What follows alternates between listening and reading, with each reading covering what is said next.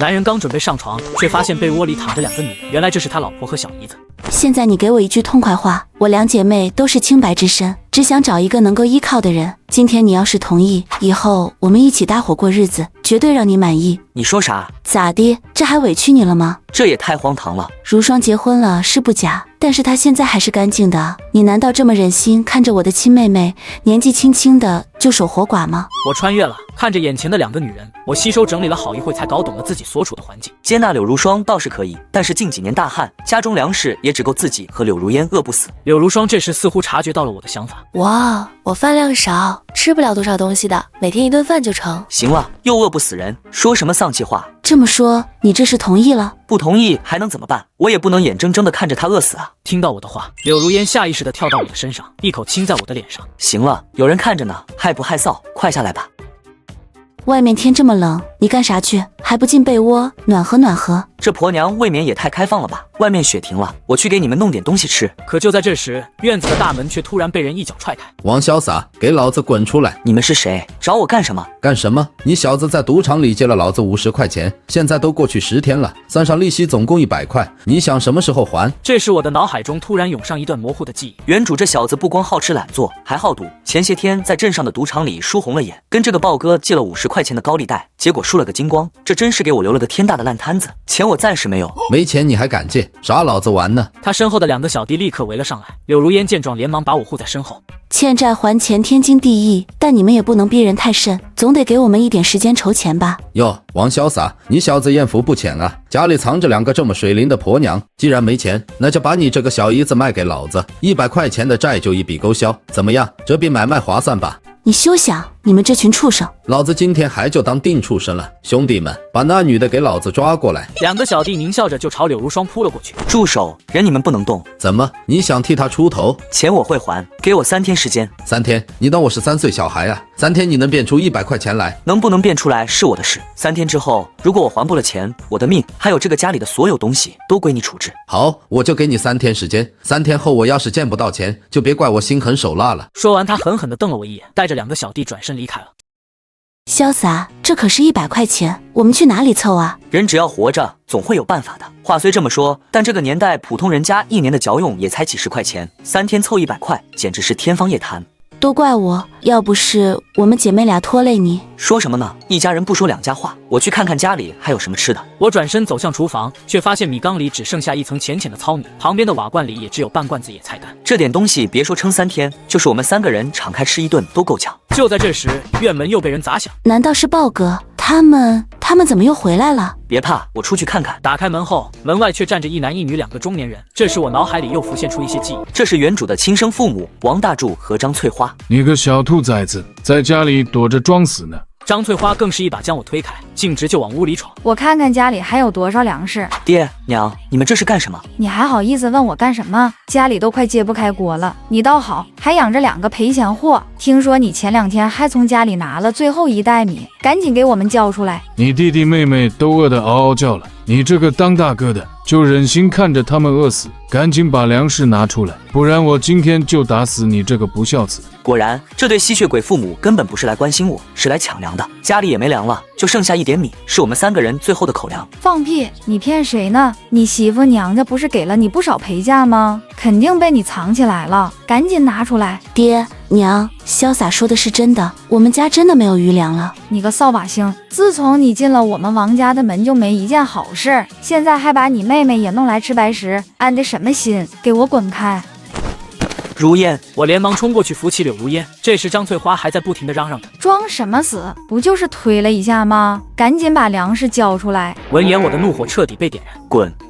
你个逆子，敢这么跟你老子说话！我小心地将柳如烟交给一旁的柳如霜，然后捡起地上的木棍。王大柱和张翠花吓得同时后退了一步。我再说一遍，滚！不然今天你们就横着出去。他疯了！好，你个王潇洒，为了2个女人，连亲爹亲娘都不要了，你等着！有你后悔的时候。说完，他拉着张翠花连滚带爬的就跑了。姐夫，姐姐她流了好多血。没事，还好只是皮外伤。我连忙找来一些草药敷在他的伤口上，又用干净的布条给他包扎好。没过多久，柳如烟便醒了过来。潇洒，别说话，好好躺着。对不起，我没护好家里的粮食。这个女人都什么时候了，想的还是那点粮食。现在内有饿狼亲戚，外有凶狠债主，坐以待毙，只有死路一条。想着我站起身，拿起墙角的砍柴刀就要出门。潇洒，你要干什么？等着，我去山里给你们弄吃的，也去弄钱。可是外面天都快黑了，山里有野兽，野兽总比人好对付。说完，我头也不回地闯进了山林中。穿越过来，身体的记忆虽然还没完全融合，但根据前世特种兵的经验，打个猎还是没问题的。然而走了半个时辰，却连一只野味都没见到。这时肚子也不争气地叫了起来。不行，家里的2个女人还在等着我。想着我深吸一口气，继续朝着山林深处走去。终于在不远处的丛林中发现了一头体型硕大的野山猪。这头野猪少说也有300-400斤，绝对是猪王。要是能弄回去，别说100块，200块都有人抢着要。随后我拿起柴刀狠狠砍了上去，它在原地抽搐了几下，很快便没了动静。就在我处理野猪王的尸体时，目光却被雪堆旁的一株植物吸引了注意。这不是我那个世界的人参吗？我小心翼翼地将它挖了出来，很快一个形似人体的根须出现在我眼前。根须完整，如头清晰，应该是上百年的野山参。在这缺医少药的年代，这么一根老山参绝对价值连城。将它包好后，我拖着野猪王就朝着山下走去。到了村口时，拖着野猪弄出的巨大动静，很快就惊动了村里人。快看，那不是王家那个懒汉王潇洒吗？我的天，他拖的是什么？是野猪？这么大的野猪，它不是有300斤吧？就在这时，村长的儿子王二牛也带着2个混混拦住了我的去路。王潇洒，行啊你，走了什么狗屎运，让你打到这么个大家伙？有事？这野猪是在咱们村后面的山上打的吧？是又怎么样？是咱们村山上的，那就是咱们村集体的财产。这野猪的交公，对，交公，你王潇洒凭什么占这么大便宜？我打的就是我的，你们想抢？你说什么呢？信不信老子？他的话还没说完，生产队队长王国强就出来打断了他。都干什么呢？围在这里吵吵嚷嚷的。强叔，我没干啥，就是跟王潇洒开个玩笑。王国强看都没看他，目光落在我拖着的野猪身上。潇洒，这野猪是你一个人打的？好小子，有本事。不过我刚才好像听见有人说要交工，咱们生产队有规矩，谁有本事从山里弄到东西，那就是谁的。谁要是敢眼红动手抢，那就是坏分子，要开大会批斗的。王二牛，你听明白了吗？明白了。说完，王二牛便带着人灰溜溜的走了。潇洒，快把野猪拖回去吧，你媳妇他们该等急了。谢谢强叔。谢什么？我就是看不惯那帮小兔崽子仗势欺人，你小子以后好好过日子，别再跟以前一样混了。看来这个村子也不全是王大柱和王二牛那样的混蛋。回到家后，柳如烟和柳如霜看到野猪全都惊呆了。潇洒，你真的打到野猪了？赶紧的，帮我把这大家伙弄到屋里去。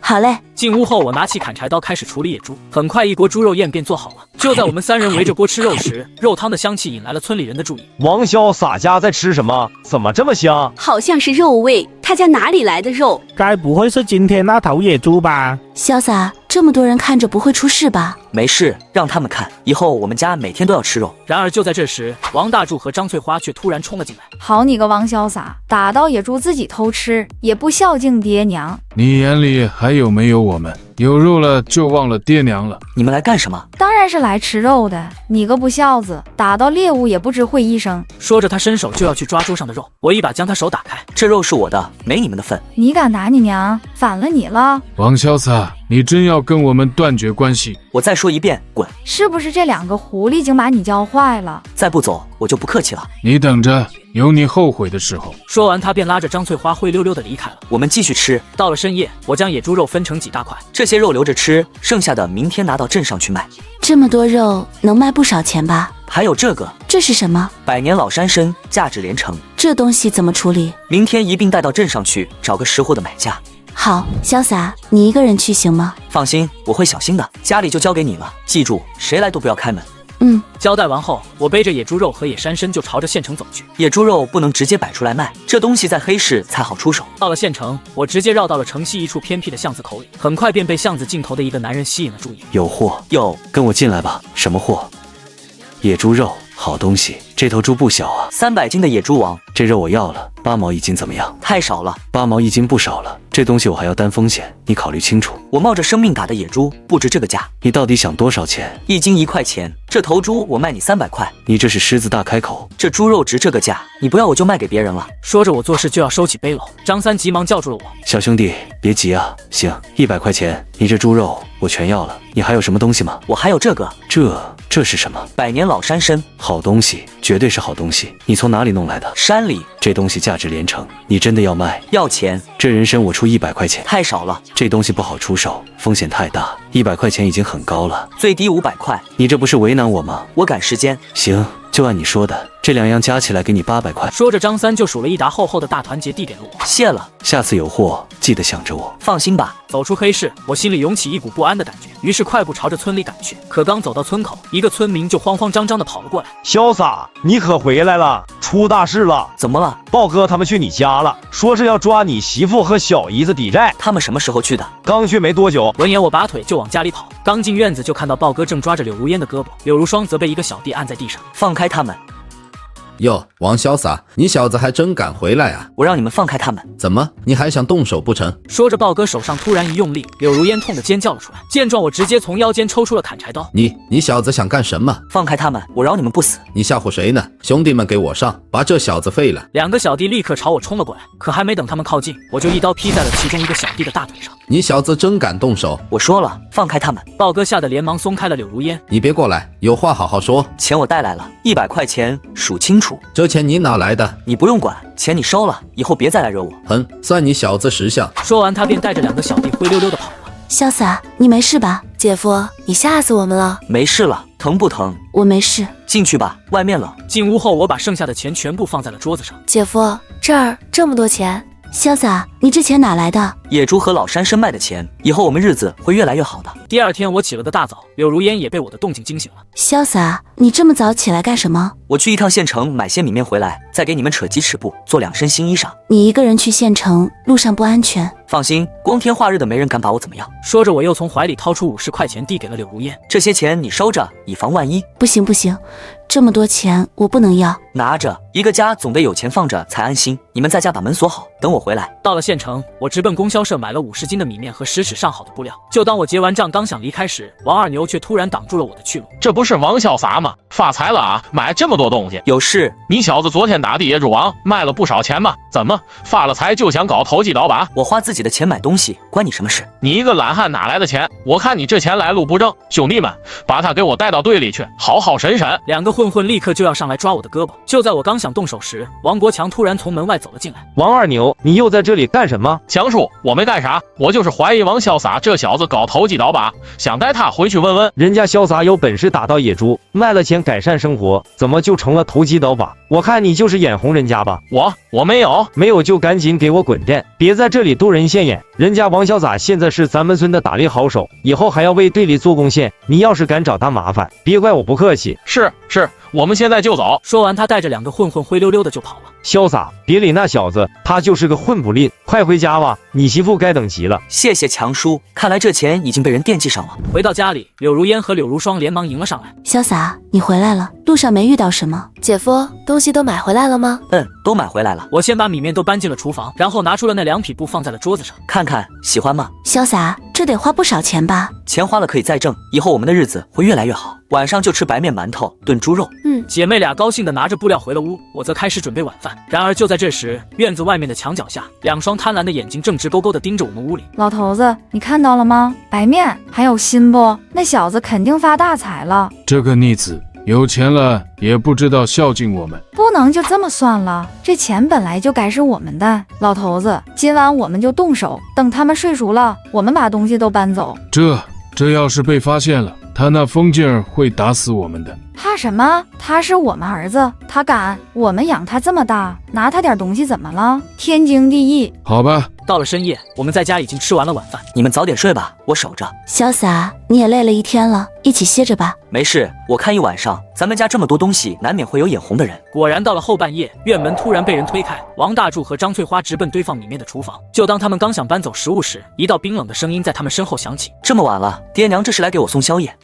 潇洒，我们就是饿了，想来看看有没有剩下的。是吗？我怎么看你们是想把我的家都搬空了？你个逆子，我们是你爹娘，你的东西就是我们的东西，拿你点吃的怎么了？哦，是吗？我再说一遍，滚出去！你等着，你个不孝子，明天我就去队里告你，让全村人都看看你是个什么东西。说完，2人连滚带爬的就跑出了院子。潇洒，是爹娘。没事了，回去睡吧。姐夫，他们不会再来了吧？他们会的，不过这是最后一次了。第二天一大早，我家的院门就被人砸得震天响。天杀的，没天理了啊！儿子发财了就要打死亲娘了，大家快来看啊！我王大柱命苦啊，养了个白眼狼啊，有肉吃有新衣穿，却要把亲爹亲娘活活饿死啊！两人的哭嚎声很快引来了全村人的围观，王二牛也带着几个混混在人群里看热闹。我就说这王潇洒不是个好东西，看吧，连爹娘都不要了。潇洒怎么办啊？没事，你们在屋里等着，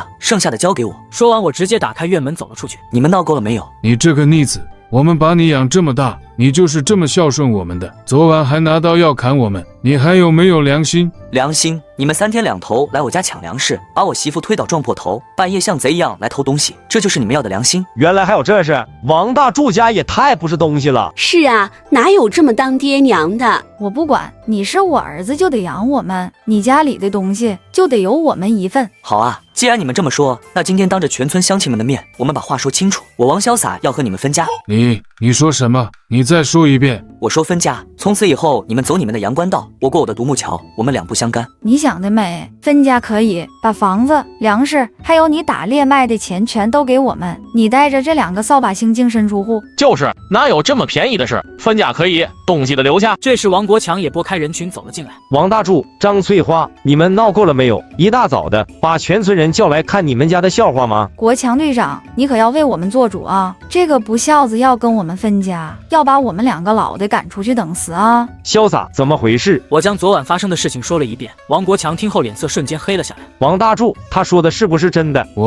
我们就是饿了就能半夜去儿子家偷东西，我看你们是越活越回去了。说着他又转头看向了我。潇洒，你真的想好了要分家？想好了，强叔，这样的日子我过够了，与其天天被他们搅得不得安宁，不如一次性断个干净。也好，你们呢？什么意见？分家可以，他得给我们养老钱，我们把他养这么大不能白养。对，每个月给我们20斤白面，10斤猪肉，再给我们100块钱。你们是把我当成财神爷了，还是觉得我是个傻子？养你这么大，要你点东西怎么了？天经地义。好，既然你说天经地义，那我们就好好算算这笔账。从小到大，我穿过几件新衣裳，吃过几顿饱饭，你们拿了我媳妇多少陪嫁，又把我妹妹卖了多少钱换彩礼，这些账要不要一笔一笔算清楚？此话一出，王大柱和张翠花的脸色瞬间变了，村民们也开始议论纷纷。潇洒，他妹妹好像是嫁给邻村一个瘸子了吧？听说是换了20块钱彩礼给他弟娶媳妇。你胡说八道什么？我们那是给你妹妹找个好人家。好人家，你们自己去问问她过的是什么日子。强叔，今天您给做个见证，我也不是不孝顺的人，按照村里的规矩，该给多少养老钱我一分不少。按照规矩，分了家的儿子每个月给父母10斤粗粮，逢年过节送2斤肉，这是死的章程。那就按强叔说的办，但我有个条件。什么条件？立字据，白纸黑字写清楚，从此以后我们2家再无瓜葛，他们的生老病死我不管，我的富贵荣华也跟他们没关系。断绝文书，请强叔做个见证人。你这个畜生，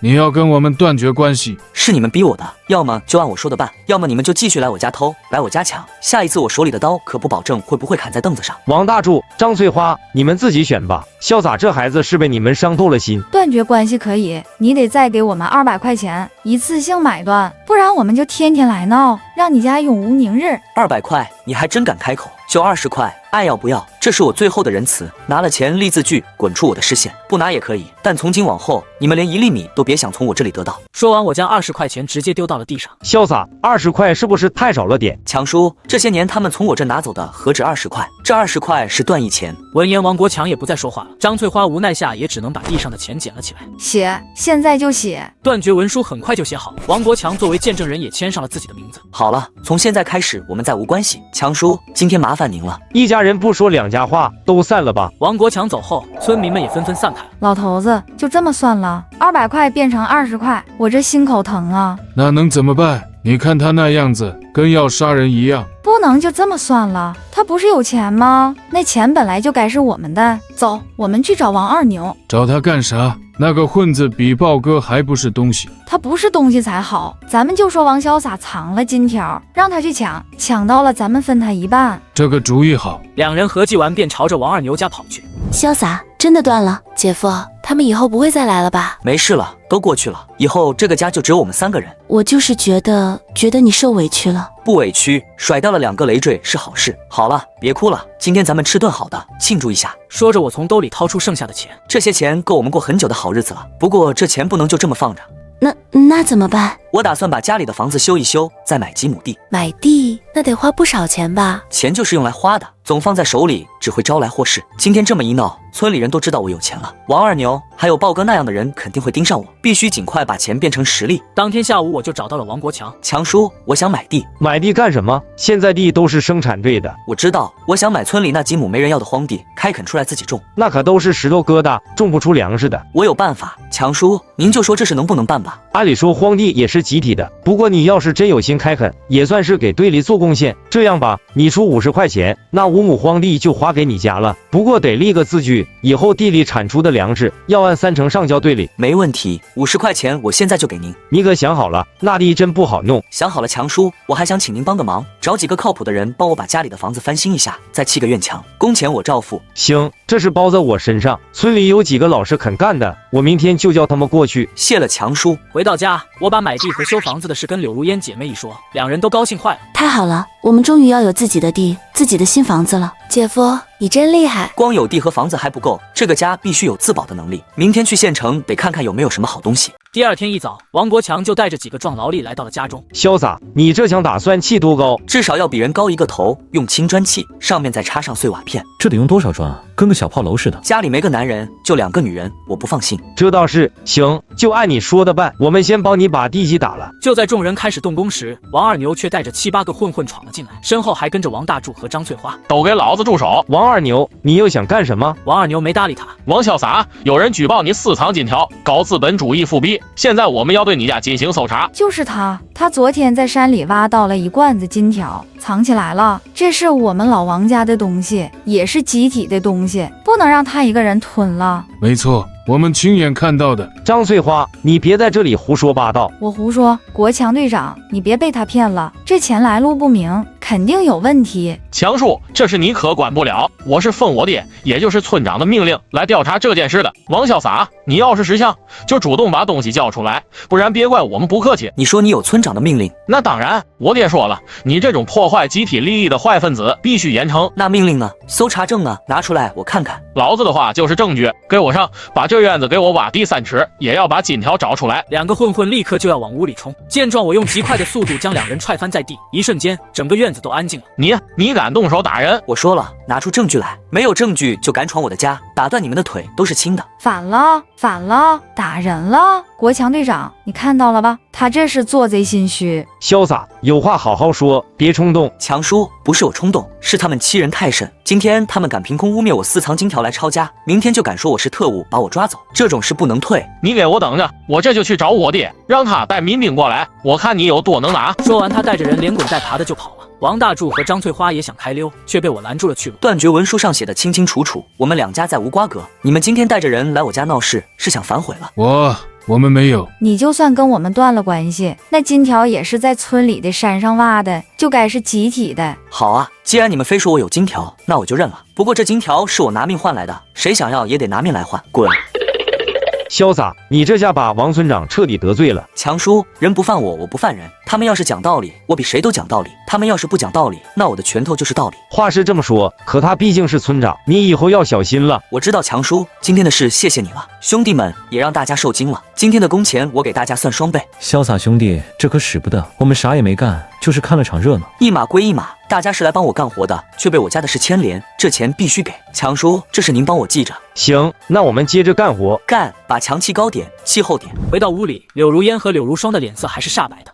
潇洒，你刚才吓着你们了。姐夫，你刚才的样子好吓人，但也……他红着脸没把话说完。别怕，在这个世道，心善被人欺，马善被人骑。想要保护好你们，我就必须比那些恶人更狠。王二牛肯定会去找他爹王村长，接下来恐怕就是真正的硬仗了。光靠我一个人还是势单力薄，看来那件事必须尽快去办了。潇洒，我相信你，不管发生什么，我们姐妹都跟你在一起。好，去做饭吧，多做点肉，给外面的几位大哥也送去一份，让他们吃饱了才有力气干活。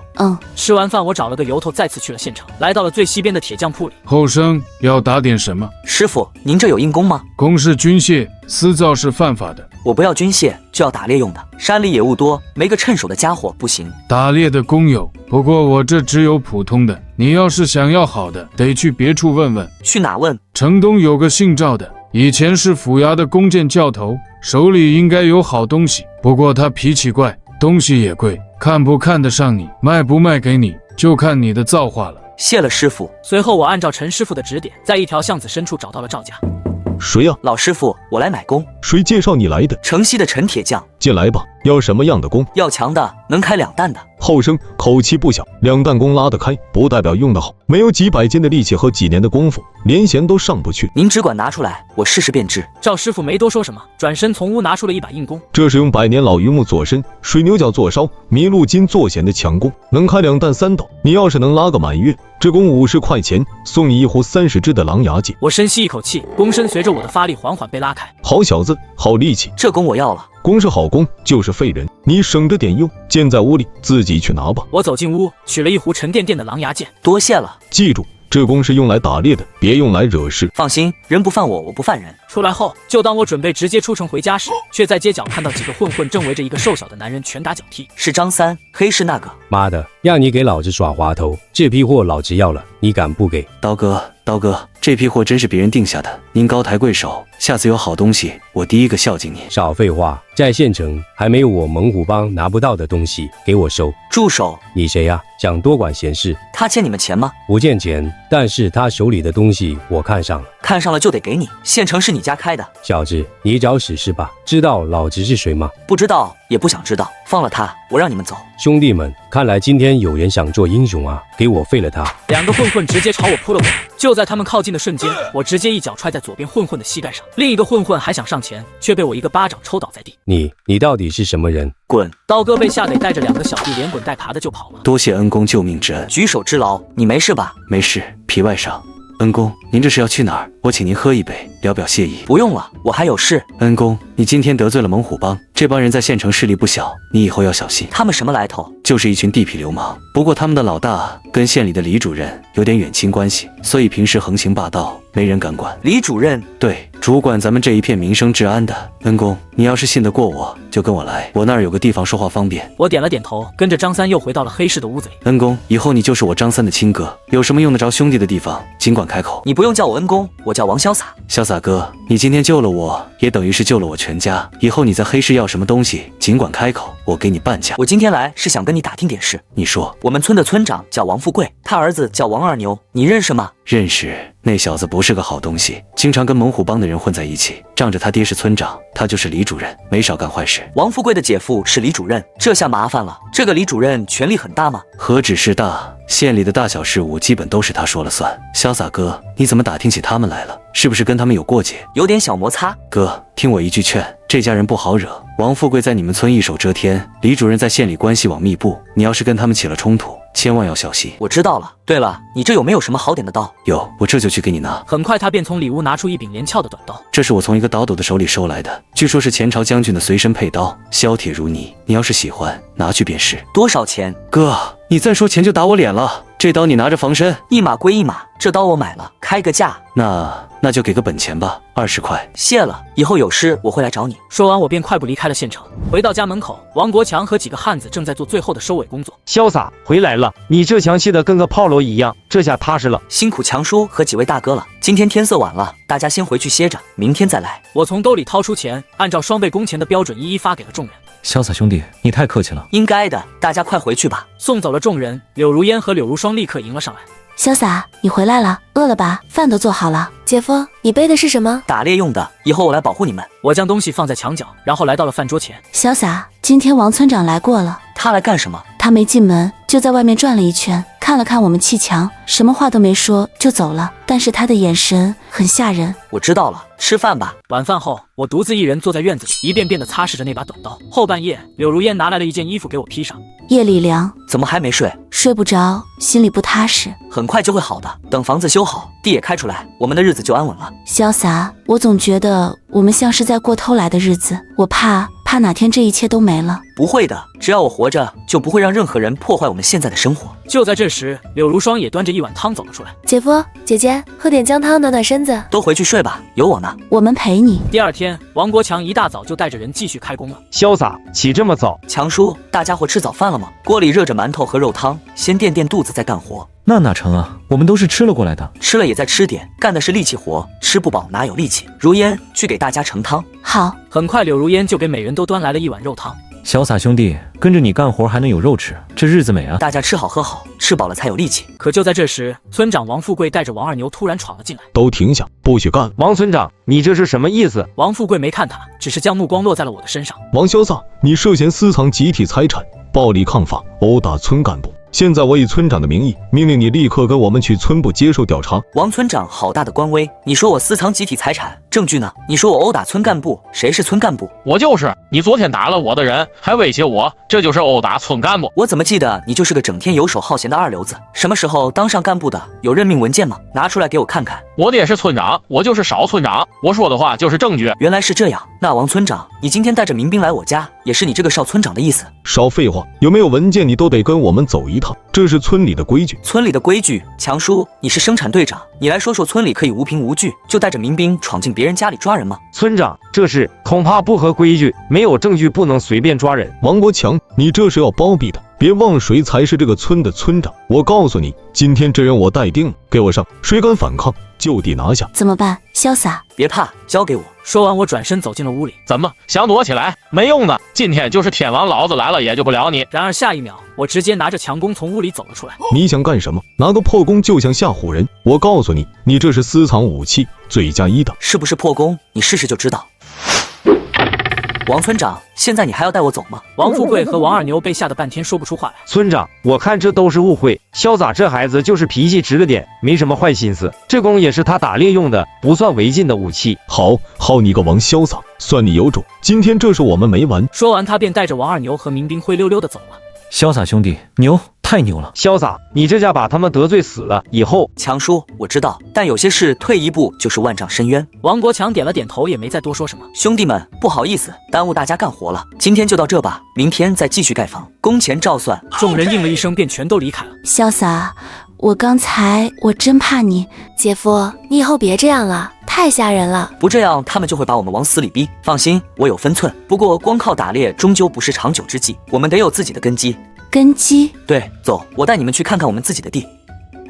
姐夫，这地能种出粮食吗？能，这里土质其实不差，就是缺水缺肥。说着，我指着远处一条从山里流下来的小溪。看到那条溪了吗？我们把它引过来，水就解决了。那肥料呢？山里有的是宝贝，落叶、野草，还有动物的粪便，我自有办法把它们变成最好的肥料。不出3个月，我要让这片荒地变成良田。就在我规划着如何改造这片土地时，柳如霜却突然指着不远处的一块大石头下面说道：“姐夫，姐姐，你们看，那是什么？”我顺着他指的方向走了过去，并用柴刀刨开周围的泥土。很快，一大片黑色的、有着特殊纹理的石头出现在我们面前。这不是石头，这是煤，而且看这储量是一个露天的煤矿。在这个时代，煤炭是比金子还珍贵的战略物资。潇洒，这是什么黑石头？好奇怪。这不是石头，这是我们的未来，是能让我们挺直腰杆，谁也不敢欺负的底气。我按耐住心中的狂喜，迅速将那片黑色的石头重新掩盖起来。记住，今天看到的一切谁也不能说，这东西比金条还重要。潇洒，那我们现在怎么办？饭要一口一口的吃，路要一步一步的走。先开荒，把地种上。煤矿的事不急，现在拿出来只会引来杀身之祸。当务之急是把眼前的生活稳住。接下来的几天，我带着柳如烟姐妹俩开始了艰苦的开荒工作。几天下来，石头就被清理干净了。做完这一切，便找到了王国强。强叔，我想买点好种子，队里有门路吗？你想买啥种子？供销社倒是有，不过价格贵，还要粮票。我想买耐旱的高产麦种，还有些菜种，钱和票我都有。行，我明天正好要去县城开会，帮你问问。谢了，强叔。第二天下午，王国强就帮我买来了种子，我当即把种子种下。姐夫，你说这地真的能长出粮食吗？放心，3个月后这里会是一片金黄。然而这天夜里，我正在院子里打磨箭头，却突然听到外面传来了一阵脚步声。透过门缝，我看到几个人影正鬼鬼祟祟地朝着村西头的荒地而去。果然来了，我拿起砍柴刀也悄悄跟了上去。到了地头，只见王二牛正指挥着2个混混踩着我刚种下的种，给我使劲踩，把他种下去的种子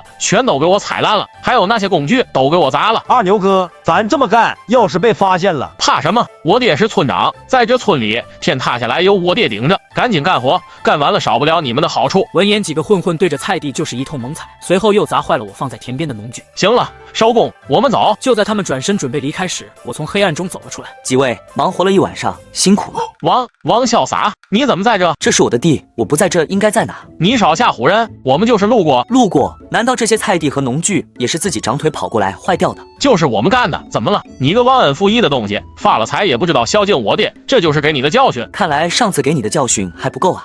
你想干什么？我告诉你，你敢动我一下，我爹饶不了你。我没说话，只是一脚将他踹翻在地。另外2个混混见状转身就想跑，我直接上前，一人也给了他们一脚。跑！今天谁也别想走！我找来绳子将3人捆在了一起。第2天一大早，我就直接拖着他们来到了村里的大喇叭下面，然后敲响了挂在树上的钟。很快，全村人都围了过来。这不是村长家的二牛吗？这是犯啥事了？看他那熊样，肯定没干好事。这时，王国强和王富贵也闻讯赶了过来。王潇洒，你这是干什么？赶紧把我儿子放了！放人？王村长，你还是先问问你儿子干了什么好事吧。爹，就我这小子疯了，他要杀我。你听到了，他要杀人。王国强，你还愣着干什么？赶紧把他抓起来！潇洒，到底怎么回事？昨天半夜，这3个人跑到我的地里，把我刚种下的菜苗全都踩烂了，还把我的农具全都砸了个稀巴烂。乡亲们，你们给评评理，这是不是故意要断我的活路？你胡说，我们就是路过，是你自己设了陷阱害我们。闻言，我直接从怀里掏出一块沾着泥土的布。这是你王二牛的鞋印吧？我地里可到处都是，还有你这2个兄弟，他们可是亲口承认了，是你指使他们干的。没，我们没说。王潇洒，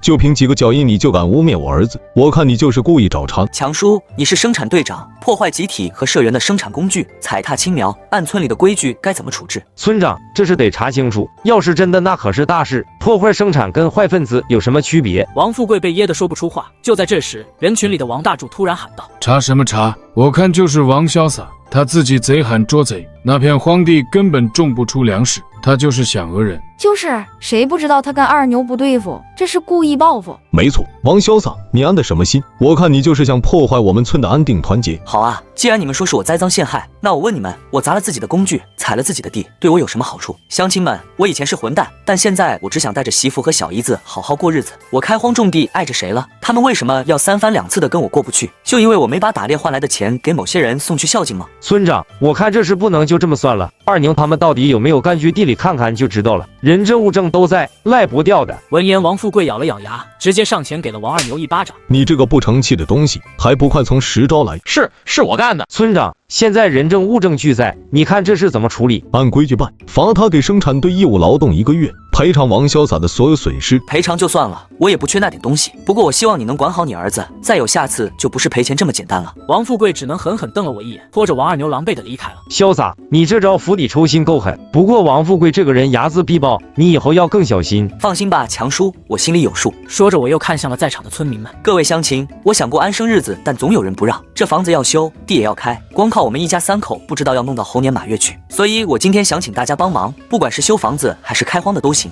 ，1天10个工分，外加管2顿饭，中午晚上都有肉。啥？1天10个工分，还管2顿肉饭？真的假的？生产队里干1天累死累活，也才7、8个工分，还吃不饱饭。我王潇洒说话算话，愿意来的现在就可以报名，不愿意的我也不强求。不过我只要老实肯干的，偷奸耍滑的别来沾边。潇洒兄弟，我干，跟着你干活敞亮。王国强看着这一幕也点了点头。这是好事，潇洒，你这也是变相给队里减轻负担了。强叔，这事还得麻烦您帮我记个功，省得以后乱了套。没问题，包在我身上。当天上午，我家院子就热火朝天的开工了。午饭时，柳如烟和柳如霜端出了早就炖好的2大盆猪肉炖野菜，还有1筐白面馒头。过瘾，太过瘾了。这日子跟过年一样。是啊，上次吃肉还是队里杀猪分的那么一小条，哪像现在能拿肉当饭吃。兄弟们吃好喝好，以后只要跟着我干，保证顿顿有肉吃。与此同时，王富贵家里王二牛正捂着脸哀嚎：爹，你看看我的脸，那小子让你当着全村人的面打我，这事不能就这么算了。这个王潇洒是想收买人心，跟我对着干。村长，你可不能就这么算了啊！他现在就敢不把你放在眼里，以后还不得骑到你头上去？是啊，村长，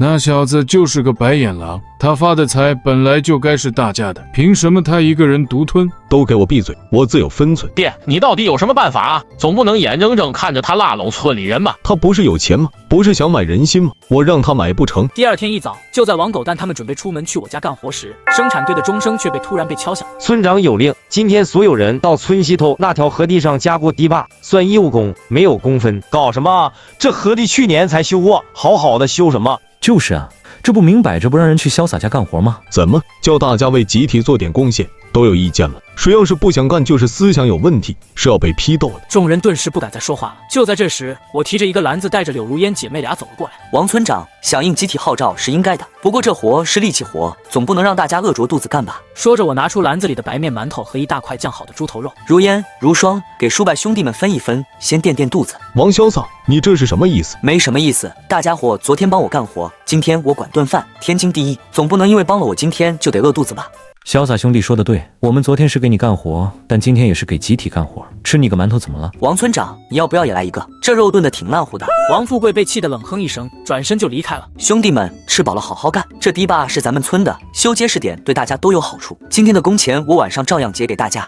潇洒兄弟，你放心，我们保证把这活干得漂漂亮亮的。一整个上午，村民们都充满了干劲，然而王二牛却只能在旁边看着众人吃肉。到了晚上，我把一天的工钱都结给了王狗蛋他们。潇洒兄弟，你这人太仗义了，以后有什么事你吱一声，我们绝不含糊。都是一个村的，互相帮忙是应该的。明天大家继续来我家，咱们把院墙收个尾。放心交给我们吧。接下来的几天，王富贵又想把人从我这里支开，但不管他怎么折腾，我都像上次一样招待村民们。很快，王富贵在村里的威信一落千丈，我的院墙和房子也没用多久就修好了。这天我摆了3桌酒席，请所有帮忙的汉子和王国强来家里吃饭。潇洒，你小子真是不一样了，这才多久就把日子过得这么红火？这都多亏了强叔和各位兄弟帮忙。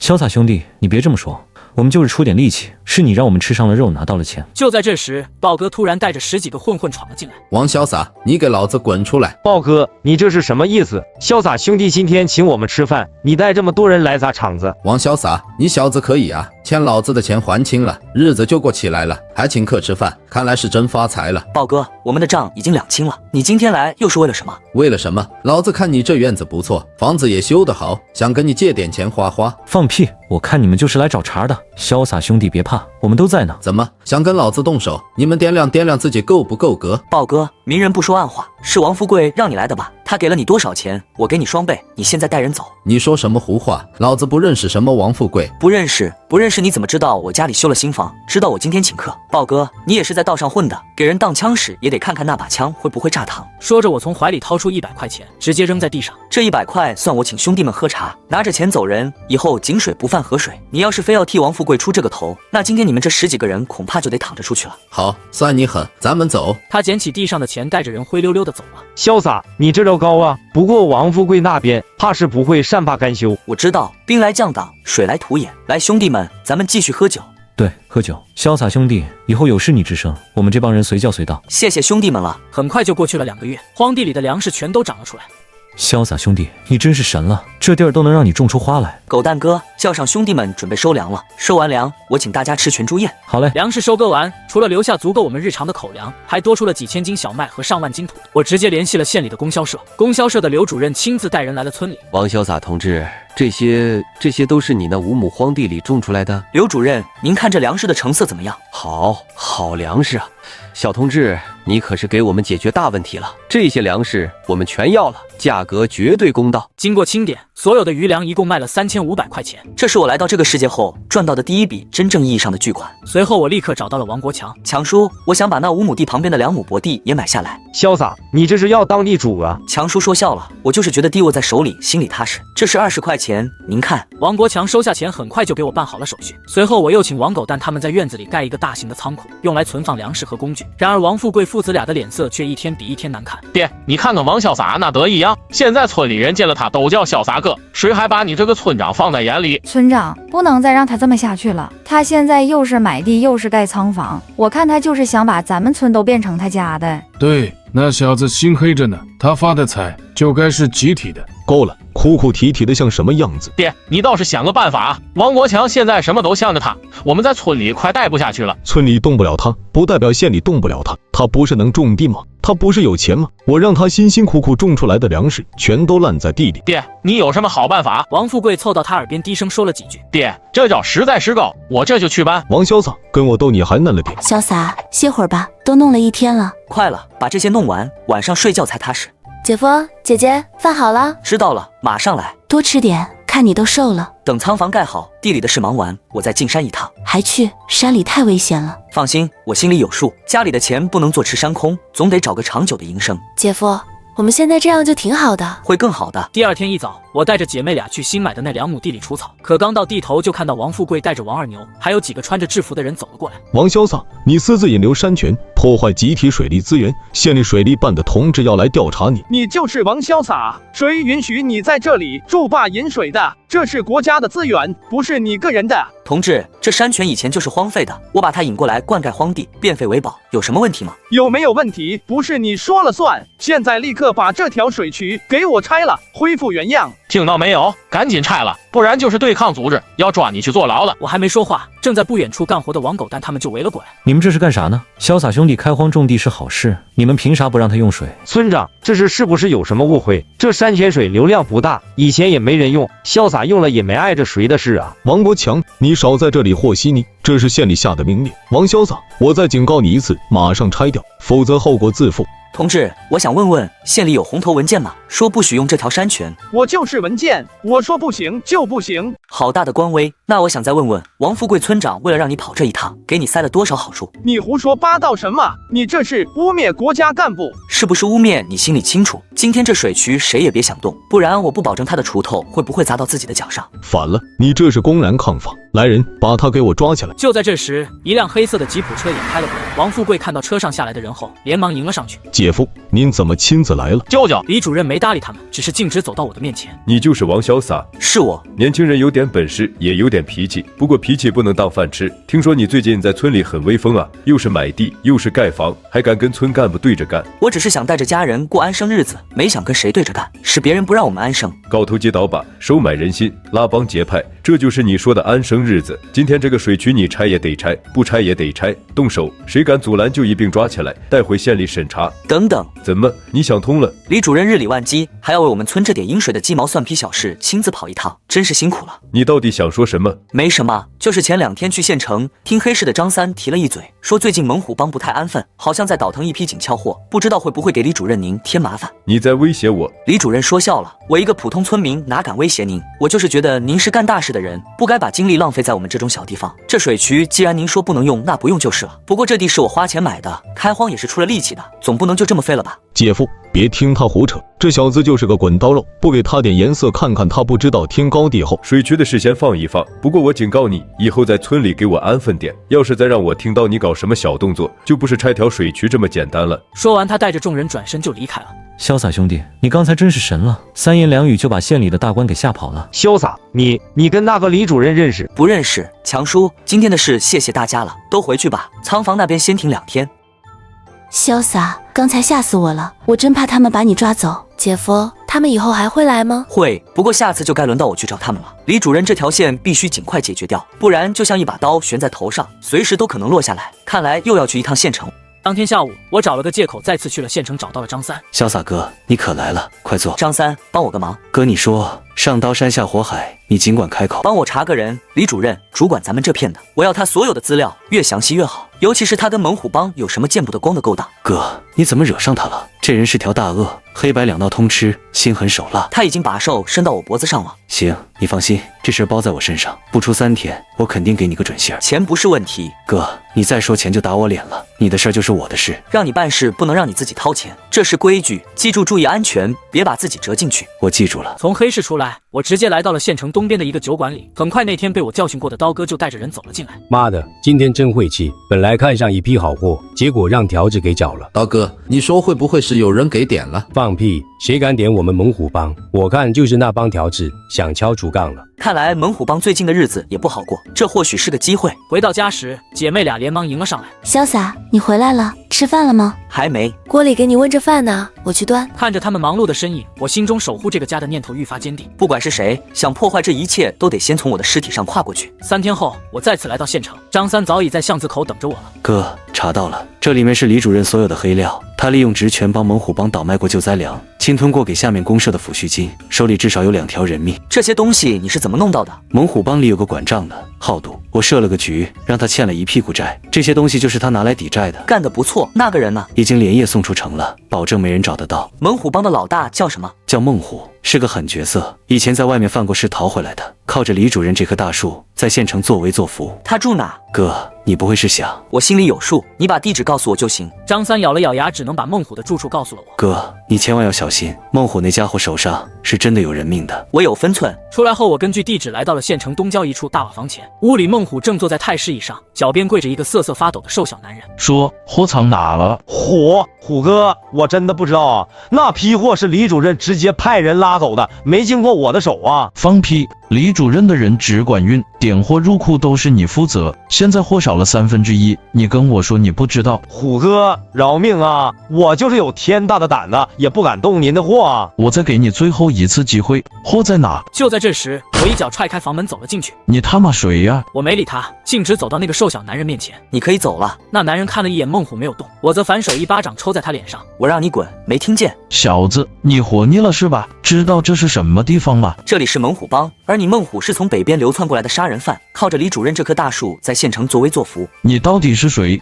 你想干什么？不想干什么，就是来跟你谈笔生意。生意？我跟你有什么生意好谈？李主任让你倒卖救灾粮，侵吞抚恤金，你拿3成，他拿7成。最近你手下的人不小心弄丢了一批货，李主任让你自己补上这个窟窿，不然就把你交出去，对吗？你到底是什么人？你怎么知道这些？我是谁不重要，重要的是我能帮你解决这个麻烦。帮我？你怎么帮？我帮你填上这个窟窿，甚至可以帮你摆脱李主任的控制，条件是以后你猛虎帮的听我的。小子，你是不是没睡醒？就凭你也想收服我猛虎？现在我们可以好好谈谈了吗？你想要什么？我要王富贵和他儿子王二牛从我们村消失，我还要李主任再也不要出现在我面前。李主任是县里的大人物，动了他我们都得完蛋。我没说要动他，我只是让他别来烦我。这点小事对你孟虎来说应该不难吧？你替李主任卖命，出了事他第一个把你推出去顶罪。你跟着我，我能让你赚到比现在多10倍的钱，还能让你活得像个人。我凭什么信你？就凭我知道你所有的底细，也凭我手里的这把刀。给你3天时间考虑，3天后你要是想不通，我就只能帮你物理上想通了。说完，我转身就走。回到村里时，天已经蒙蒙亮了。潇洒，你终于回来了，一晚上没回来，我们都快急死了。姐夫，你没事吧？没事，去县城办了点事，快进屋吧，外面凉。进屋后，我简单吃了点东西就睡下了。等我再醒来时，已经到了第2天的中午。这时，王狗蛋一脸焦急地跑了进来。潇洒兄弟，不好了，出事了！怎么了？慢慢说。村长带着民兵把昨天帮我们干活的兄弟都抓到村部去了，说是他们聚众闹事，要开批斗大会。王富贵，你这是在找死！现在怎么办啊？强叔呢？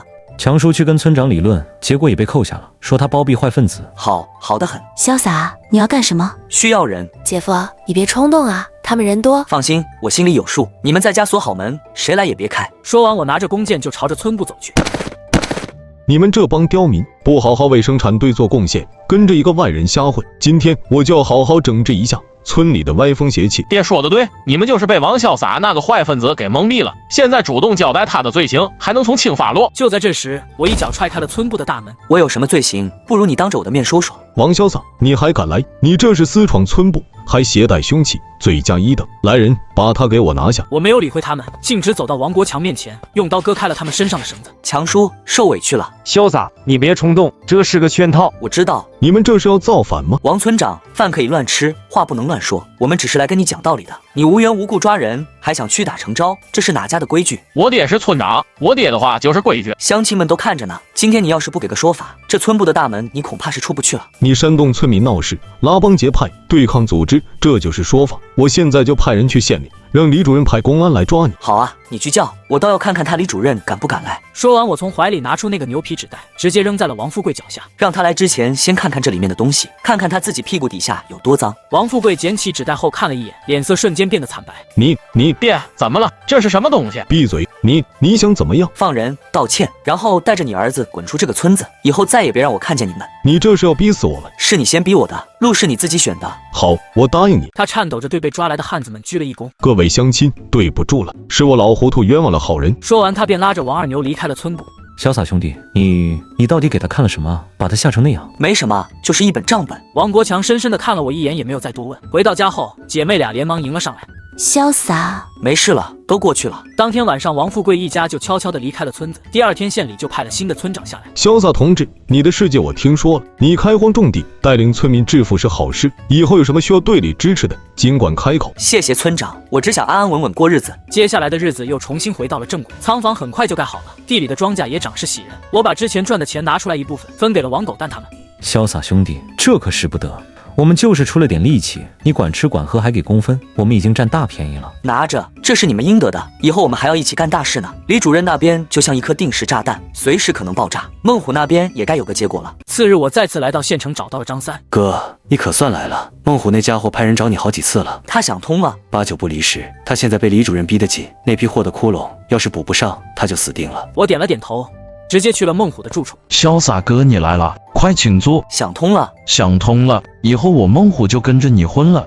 你说东我绝不往西。好，那批货的窟窿多少钱？不多，也就500块。拿去，这是我给你的第一笔投资，以后县城的黑市我要占一半的份子。潇洒哥，你放心，别说一半，全给你都行。我不要全部，水至清则无鱼。你还是老大，我只在幕后。我给你钱，给你货源，你负责帮我把厂子看好，把钱赚回来。哥，你说吧，要我干什么？第一件事，帮我盯紧李主任，他的一举一动我都要知道。第二件事，你手底下那帮兄弟该敲打的敲打，该散的散了。我需要的是能干活的，不是只会打架的废物。明白。最后一件事，我村里有个地，地里有煤。煤？对，一个露天煤矿。我要你帮我找些可靠的人，再弄些工具。这件事必须悄悄地进行，不能让任何人知道。哥，你放心，这事要是办成了，咱们可就真的发了。不是咱们，是你。我只要煤，钱都归你。哥，你这是……我需要的是一股能保护我家人，能让我站稳脚跟的力量。钱只是工具，你能成为我的这股力量吗？能。我孟虎这条命以后就是你的了。好好干，我不会亏待你。第二天，我就把孟虎叫到了村西头的荒地。哥，人都带来了，绝对可靠，嘴巴严实。工具呢？镐头、铁锹、绳子都齐了。很好，从今天开始你们就挖这里，记住动静要小，天亮之前必须收工，并且把挖开的地方恢复原样，不能让任何人看出痕迹。哥，放心吧，这活我们熟。挖出来的东西暂时堆在旁边的山坳里，用茅草盖好。我会安排人手晚上用板车运走。运到哪去？县城黑市，我已经跟张三打好招呼了。说着，我从右怀里掏出200块钱递给孟虎。这些钱100块给兄弟们当安家费，剩下的100块你去县城最好的酒楼买些好酒好肉，每天晚上收工，让兄弟们吃饱喝好。哥，这太多了。不多，让他们知道跟着我干亏待不了他们。但是谁要是敢把这里的事情泄露出去半个字，或者动了别的心思，规矩你应该懂。哥，你放心，谁敢坏你的事，我第一个亲手废了他。去吧，今天晚上就开始。接下来的几天，一切都进行得很顺利。然而这天下午，张三却急匆匆地找到了我。潇洒哥，李主任那边有动静了。说他最近跟县里纺织厂的厂长走得很近，我找人打听了，纺织厂最近缺煤缺得厉害，锅炉都快停了。李主任好像在帮他们想办法。他想从我这里拿煤，八九不离十。哥，他要是找上门来，你千万别硬顶，这个人吃人不吐骨头。我知道了。孟虎那边怎么样？他按你的吩咐，把手底下的人都重新整顿了一遍。现在县城的黑市他说了算，那些见不得光的东西，他都给你留着最好的。让他继续盯着李主任，还有告诉他那批货可以出手了，找几个可靠的买家分批出，不要一次性全卖给一个人。明白。对了哥，还有一件事，最近县里来了个生面孔，到处打听你的事。什么人？不知道，只知道是从省城来的，派头不小，问得很细，从你怎么打到野猪王到你怎么把王富贵赶走的，都问了。这个节骨眼上，省城来人调查我，绝不是什么好事。我知道了，你先回去吧。送走张三，我直接去了村西头的山坳。哥，你来了，你看这些煤，品相都是顶好的，烧起来一点烟都没有。李主任那边有动静了，我把张三的话告诉了他。他想抢我们的煤，妈的，老子崩了他！动刀动枪是下策，他要是来就让他来。哥，你的意思是？他想要煤就卖给他，不过价格得我说了算。他不是想用纺织厂来压我吗？我就让他知道什么叫搬起石头砸自己的脚。果然不出3天，张村长和王国强就陪着李主任找到了我家。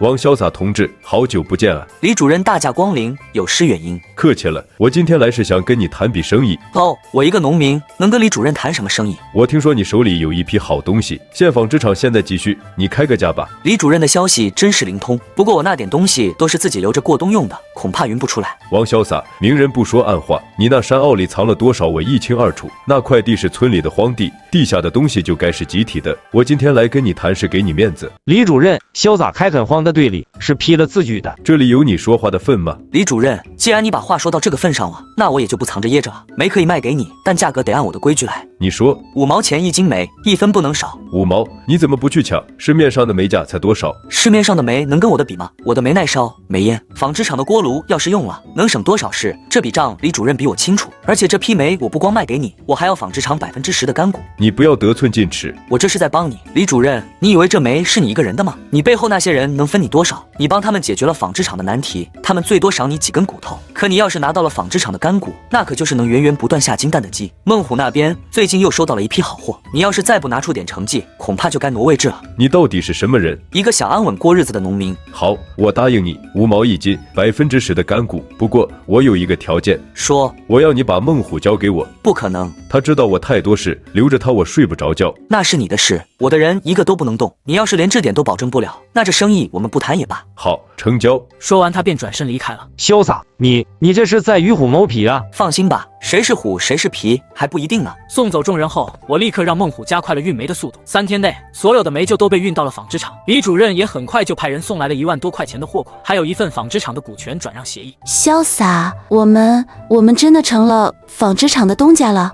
以后你就是老板娘了。姐夫，你真厉害。这只是开始，李主任绝不会就此善罢甘休。他今天退了一步，明天就会想办法连本带利的讨回来。我必须在他动手之前变得更强。如烟，明天你去村里把那些手巧的妇女都组织起来，我们自己开个制衣作坊，布料和机器我让孟虎去弄，做出来的衣服就挂在纺织厂的名下卖。我们自己做衣服卖？对，我们有最好的布料，有最便宜的人工，为什么不自己做？姐夫，我能做什么？你负责管账，家里的钱和作坊的钱以后都归你管。我怕我做不好。做不好就学，我相信你。就在我们规划着未来的时候，院门却突然被人敲响了。请问是王潇洒同志吗？我是，您是哪位？我叫赵建国，从省城来的，想跟你聊聊。进来吧。王潇洒同志，你的事儿我听说了不少，不知道赵同志指的是哪些事？比如你凭一己之力把村霸王富贵一家赶出了村子，再比如你让县里的李主任在你面前低了头。赵同志调查得很清楚。不算调查，只是有些事总会传到该听到的人耳朵里。你是个聪明人，应该知道我今天来不是为了跟你聊家常。愿闻其详。你手里的煤矿我们要了，那块地是村里划给我的荒地，我开垦出来种点东西糊口。王潇洒，我们时间都很宝贵，那下面有什么不用我多说，李主任能给你的我们能给你10倍，李主任给不了你的我们也能给你。你们是谁？你不需要知道我们是谁，你只需要知道跟我们合作，你在县里甚至在市里都可以横着走，没人敢再找你的麻烦。如果我不合作呢？聪明人不会问这种问题。3天后我会再来，希望到时候能听到一个明智的答复。说完，他便转身离开了。潇洒，是不是又出事了？没事，一些小麻烦我能解决。姐夫，那个人看着就不好惹，兵来将挡，水来土掩，日子还得照样过。作坊的事明天就开始办。都这种时候了，还办什么作坊？越是这种时候越要办，要让所有人都看看我们不是好捏的软柿子，我们的日子只会越过越好。第2天，柳如烟便召集了村里10几名手脚麻利的妇女，孟虎也派人送来了几台缝纫机和一大批上好的布料。2天后，我正在作坊里帮忙，张三却火急火燎地跑了过来。哥，出事了，李主任动手了。慢慢说，怎么回事？他不知道从哪儿找来了一帮人，今天早上直接冲到黑市，把孟虎哥的厂子给砸了。孟虎哥为了护着兄弟，被他们打伤了。人怎么样？胳膊断了，现在躲在我那儿。那帮人还在到处找他，说要废了他。李主任这是在逼我。哥，你千万别冲动，那帮人是李主任从外面雇来的亡命徒，下手黑着呢。我知道了，你先回去照顾好孟虎，告诉他安心养伤，剩下的事我来处理。送走张三，我回到屋里拿起了墙角的弓箭。潇洒，你要去哪儿？去县城办点事。带上我。你在家守着作坊，看好如霜，记住锁好门，天黑之前我一定回来。说完，我转身便走出了院子。到了县城，我先来到了猛虎帮原来的地盘。你谁呀？来这干嘛？我没说话，直接一脚踹在他坐着的凳子上。另外几人见状，立刻抄起家伙围了上来。小子，找死！李主任在哪？你到底是谁？敢管李主任的事？我反手一刀，直接将旁边的桌子劈成2半。我再问一遍，李主任在哪？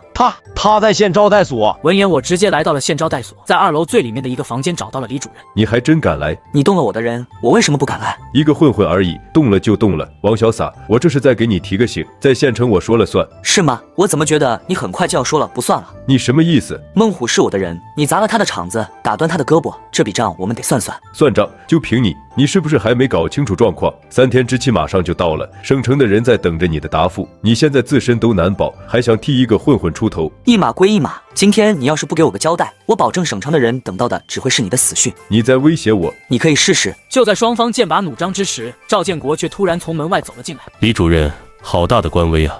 赵先生，您怎么来了？赵建国没理他，径直走到我面前。王潇洒同志，我们又见面了，看来你已经做出选择了。我自己的事我自己会解决。不，你解决不了。李主任虽然是个废物，但他背后的人不是你能惹得起的。现在跟我走一趟吧，有人想见你。赵先生，这里没你的事了，管好你的人，要是再敢动王潇洒一根汗毛，后果你自己清楚。是。出来后，赵建国很快把我带到了一处戒备森严的大院里。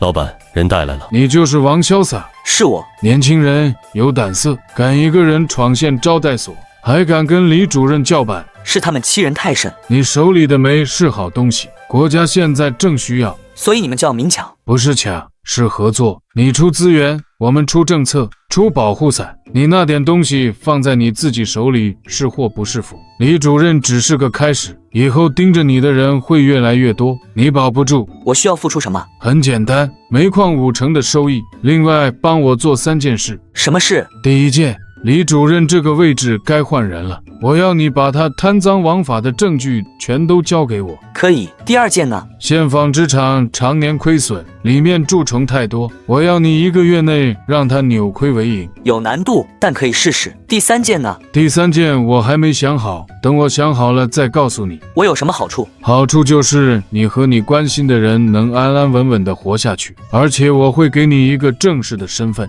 以后你就是县供销社的副主任，主管采购。这个条件充满了诱惑，也充满了危险。你可以考虑一下，不过我的耐心有限。我答应你。很好，赵建国，剩下的事你跟他交代。从大院出来，赵建国递给我一个文件袋，这里面是李主任的详细资料，还有纺织厂的烂账。老板的意思是动静可以大一点，不用有顾虑。孟虎的事，李主任会亲自去赔罪，以后在县城没人敢再动你的人。回到村里时，天已经黑了。柳如烟和柳如霜看到我回来后，直接扑进了我的怀里。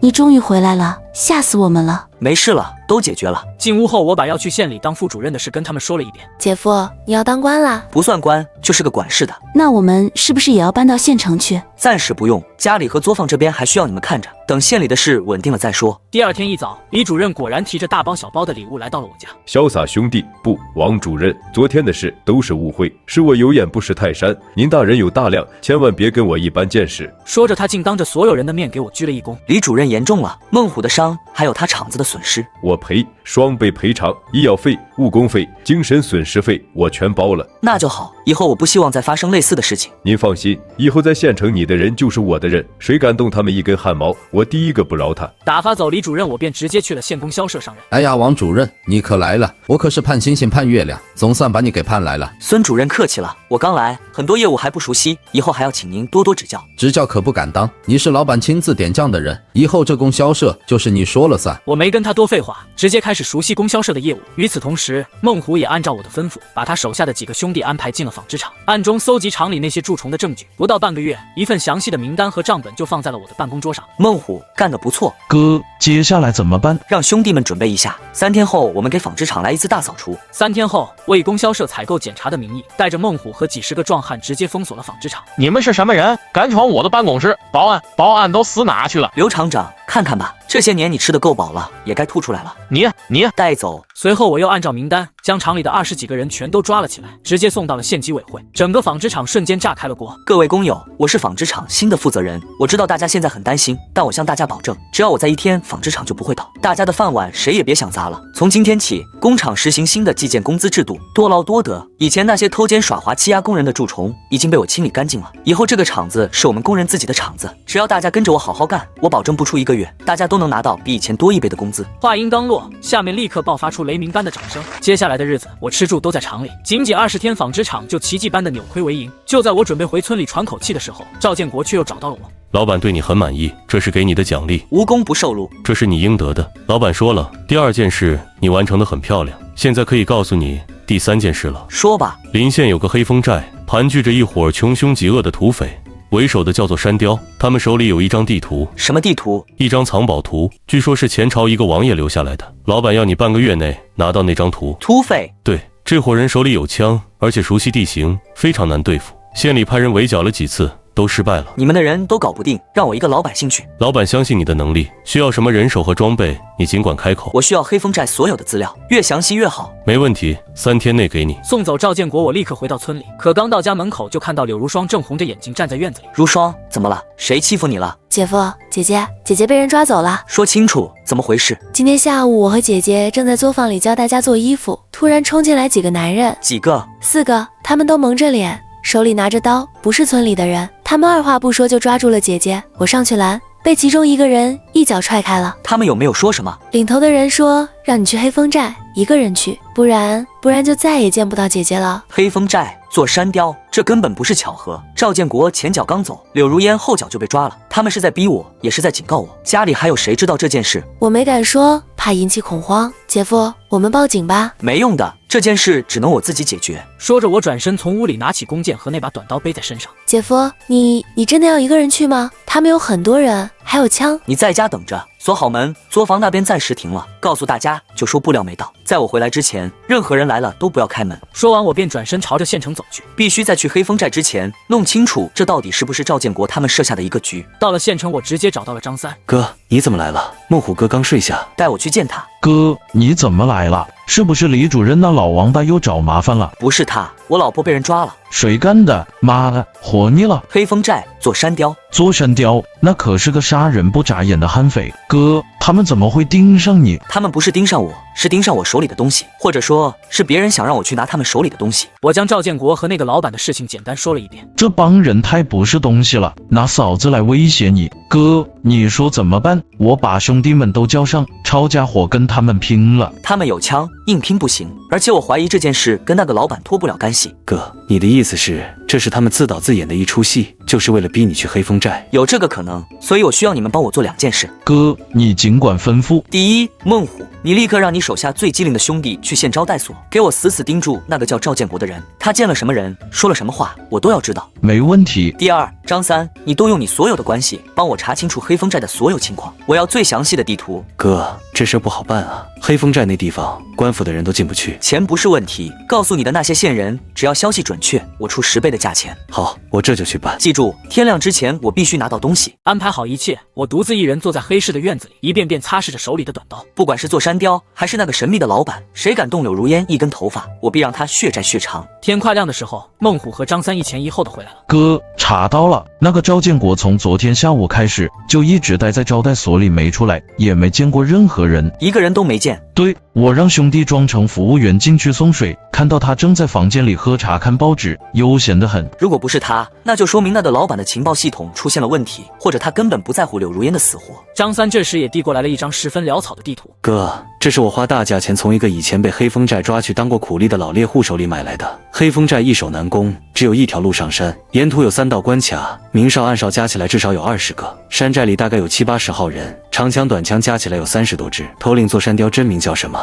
没人知道。枪法如神，心狠手辣。他手下还有4大金刚，个个都是亡命徒。山寨的内部结构呢？老猎户说，山寨正中是座山雕住的聚义厅，后面是他的卧室。关押人质的地牢在山寨最西边的悬崖下面，只有一个出口。哥，这简直就是龙潭虎穴，你一个人去太危险了，我带上兄弟们在山下接应你。不行，他们点名让我一个人去，你们在山下接应只会打草惊蛇，害了如烟。你们的任务就是帮我看好县城，等我回来。我将地图收好，又从张三那里拿了一些特制的药粉和几根淬了毒的钢针。孟虎，我走之后，你立刻派人去纺织厂，告诉那里的负责人，就说我出差了，厂里的事让他多费心。还有村里的作坊，也找个由头稳住人心。哥，你放心，如果我3天之内没回来，哥，听我说完，如果我没回来，你就带着我妹妹柳如霜，还有你手下的核心兄弟离开这里，去省城，永远别再回来。哥，我等你回来喝酒。好。出来后，我花了整整1天的时间才赶到黑风山脚下。我没有走那条唯一的山路，而是选择了从西边的悬崖峭壁攀爬上去。这对普通人来说是绝路，但对我这个前世的特种兵王来说，却是最安全的路线。2个小时后，我终于爬上了悬崖顶端。这里果然是山寨的后方，防备松懈，只有一个打着瞌睡的土匪在放哨。我悄悄摸到他的身后，一刀就放倒了他，然后换上他的衣服，从一个通风口里潜入了地牢。很快就在里面找到了柳如烟。潇洒哥，别怕，我现在带你出去。他们都是被抓来的，我们能一起带他们走吗？人太多，目标太大，先救你，以后我再想办法救他们。我带着柳如烟从通风口原路返回，就在我们即将爬出地牢的时候，外面却突然传来了脚步声和说话声。大哥也真是的，抓回来这么个水灵的娘们，却不让咱们碰，说是要留着钓大鱼。别废话了，赶紧给他们送饭，饿死了可就没用了。我立刻将柳如烟重新推回地牢，自己则躲在通风口旁边的阴影里。2个土匪刚打开牢门，我就直接从背后打晕了他们，然后拉起柳如烟就朝着聚义厅的方向冲去。你先找个地方躲起来，我去拿样东西就回来带你走。不，我跟你一起。听话。我将他推进一处柴房，自己则翻身跃上了房顶。妈的，什么人敢在老子的地盘上撒野？4大金刚呢？都给老子滚出来！4个手持武器的壮汉立刻从旁边冲了出来，而我直接从房顶的天窗跳了下去，用刀抵住了座山雕的脖子，然而却被他躲开了这致命一击。好小子，有种，给老子拿下！4大金刚立刻将我围了起来，可还不到10个回合，4大金刚就有2个被我划伤了胳膊。都给老子退下！小子，不管你是谁派来的，今天都得把命留下！在这危急关头，我直接将一根淬了毒的钢针射进了他持枪的手腕，座山雕的手枪瞬间掉在了地上，我则迅速上前将短刀再次架在了他的脖子上。地图在哪？什么地图？老子不知道。我再说一遍，地图在哪？